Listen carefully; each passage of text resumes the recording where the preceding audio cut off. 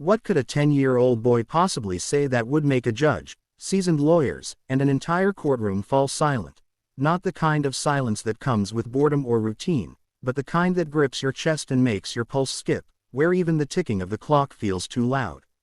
Imagine a courtroom buzzing with its usual chaos.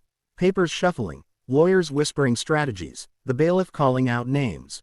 When suddenly all eyes lock onto a single child standing at the center, 10 years old, small in frame, with eyes carrying more weight than any child should, and when he opened his mouth, no one expected what followed. Judge Caprio, a man who had heard every excuse, every tear, every plea for mercy, leaned forward slightly, sensing something different in the boy's trembling voice as lawyers froze mid-sentence and even the court reporter's fingers hovered above the keys, as if afraid to miss a word, because somehow everyone knew this wasn't just another case. The boy gripped the edge of the podium, knuckles white, shoulders shaking, his words at first barely above a whisper, as if they might break if spoken too loudly, yet there was something in his eyes. Fear, yes, but also something deeper. As he began with fragments and half-thoughts. Sir, here, please, there, and Judge Caprio did not rush him. He simply waited, allowing the tension in the room to thicken as everyone wondered what secret could be so heavy that a 10-year-old would carry it into a courtroom. What truth could make hardened lawyers shift uncomfortably and strangers in the gallery lean forward with wide eyes and parted lips, because even before the boy revealed anything, they could feel the weight of something coming, something that would leave no one the same. Chloe doesn't notice anything at all, too absorbed in scrolling, as Judge Caprio studies the scene with the practiced patience of someone trained to see beyond appearances, a weary mother in scrubs and a child dressed like a pop star, feeling the imbalance before a word is spoken. Miss Bennett, please step forward, he says gently, and Laura nods and moves toward the bench, but before she can speak, Chloe's voice slices through the quiet. Can we hurry this up? I have plans, freezing the courtroom not just for what she says but how she says it, careless and loud, without even looking up from her iPhone. Laura's face turns crimson as she spins around and whispers, Chloe, please, not now, while Judge Caprio leans forward, calm but firm, telling the young girl he is speaking to her mother and asking her to wait quietly. Chloe responds with an exaggerated sigh, shifting her weight, eyes still glued to her phone, the sound echoing like an insult as whispers ripple through the gallery. A man crosses his arms, a woman shakes her head, even the bailiff raises an eyebrow, and Judge Caprio says nothing yet, though everyone can feel something is about to change. He allows a long, silent stretch to settle, a stillness that tightens the room, before addressing Chloe again, calm but edged with steel, telling her she has forgotten where she is and who she is speaking about. Chloe finally glances up, the orange glow of her phone reflecting against her cheek, shrugs, and says, whatever. My dad's calling me, then answers the call right there in front of the judge, casually greeting her father and complaining about being stuck in court with her mom over parking tickets, so embarrassing, drawing a collective gasp crashes through the courtroom like a wave, and Officer Daniels, the bailiff, moves on instinct, but Judge Caprio simply raises one hand, steady, deliberate, and orders Chloe to end the call immediately. For the first time her arrogance flickers as she protests that he can't take her phone, bragging that her father is a lawyer and will sue, yet Judge Caprio's expression never changes as he calmly instructs Officer Daniels to collect the phone. Chloe clutches it to her chest, insisting it's illegal, only to hear the judge reply in a quiet, commanding voice, I can and I will, as the bailiff steps forward. She hesitates, searching her mother's face for rescue, but Laura doesn't look back, standing before the bench with tears pooling in her eyes, and realizing she is alone. Chloe huffs and finally drops the orange iPhone into the officer's hand, muttering that it's unfair, to which the judge replies, life often is. Turning back to Laura, Judge Caprio asks if her ex-husband is an attorney, and she nods miserably, explaining that Ethan Cole practices corporate law downtown and is 8 months behind on child support, drawing murmurs from the gallery as the judge notes it down, his expression growing grave. He then observes that despite this, Laura's daughter claimed her father buys her expensive gifts, and Laura nods again, her voice breaking as she explains the designer clothes, jewelry, and new phones every other weekend, admitting she can't compete, just as Chloe snaps that her mother is jealous because her dad upgraded. Maria's voice broke as she explained that without her car she would lose both jobs and could not afford the fines or the risk of towing, and the judge turned his attention to the little girl beside her, asking if she had wanted to come to court that day. Emma nodded eagerly and admitted her mother had not wanted her to, but she insisted because she wanted the judge to see that her mother was a good person who helped others every day even when she was exhausted, and she simply wanted to help her for once.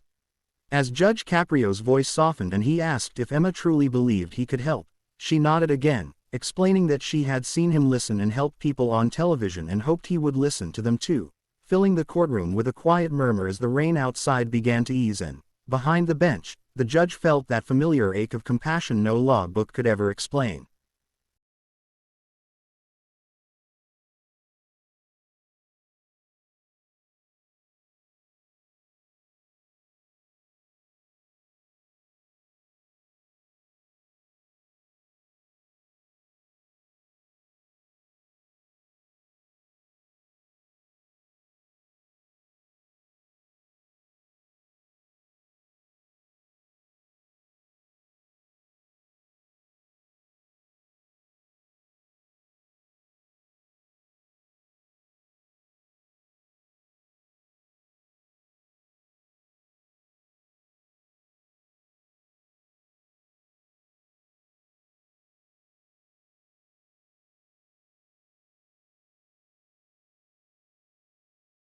The crowd reacts audibly with gasps and murmured curses, even Officer Daniels stepping forward again as tension radiates through the room, until Judge Caprio raises his hand once more and silences everything with a single word: enough.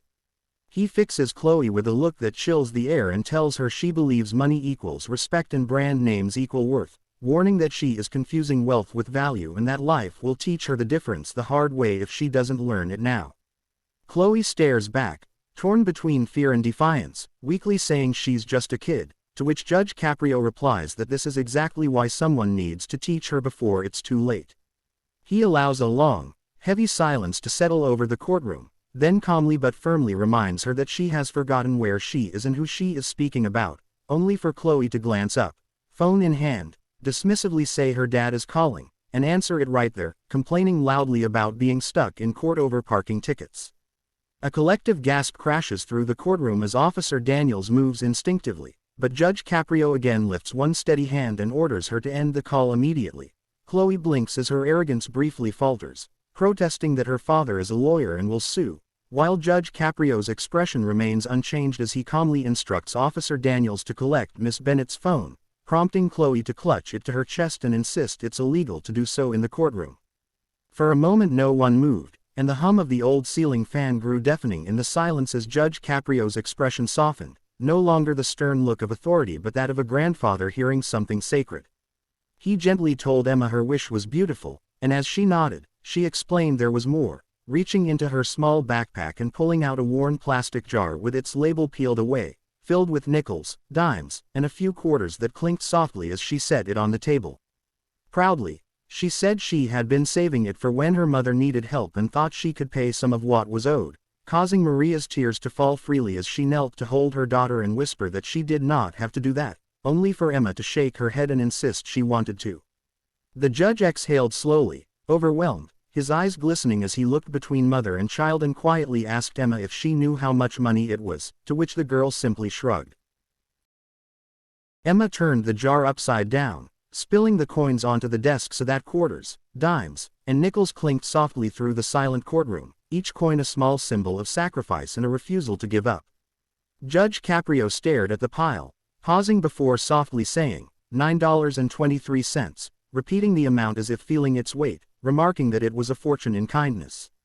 Maria, standing beside her daughter, covered her face in tears, whispering that Emma had been saving the money for a school trip, but the little girl firmly replied that she did not care, she just wanted her mother to be happy. The courtroom remained utterly still, no papers shuffled, no coughs, no murmurs, as everyone witnessed something rare, a child teaching the world the meaning of true justice.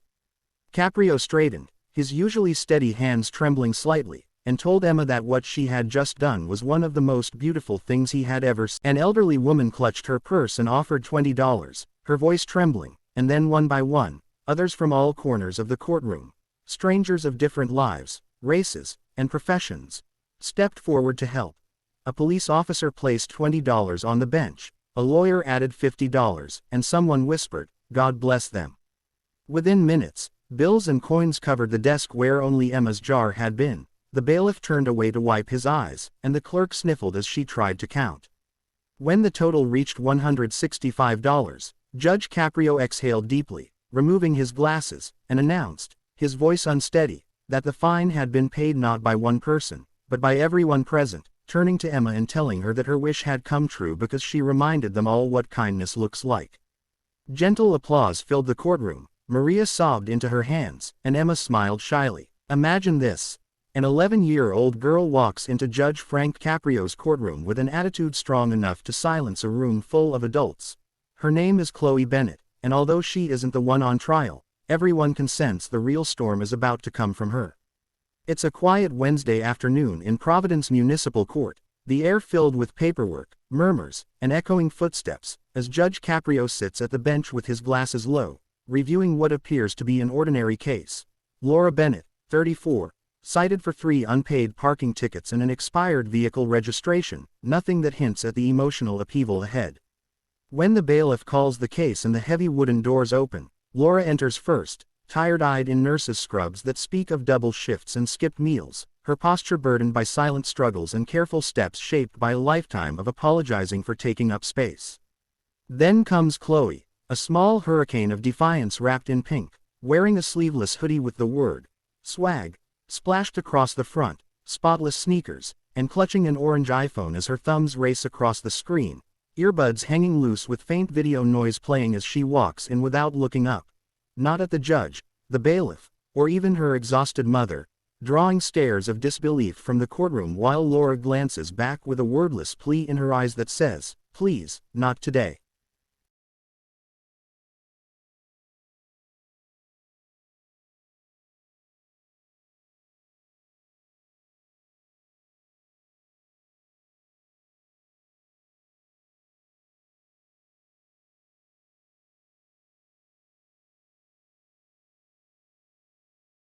Judge Caprio had written something new on the jar in black ink. Emma's jar, the price of compassion, the coin inside still rattling softly, a sound he said reminded him of rain, constant, humble, and cleansing. When a reporter asked what made the case different, he smiled gently and said, "Justice isn't a machine. It's a heartbeat, and sometimes it takes a child to remind us that mercy is part of the law, too."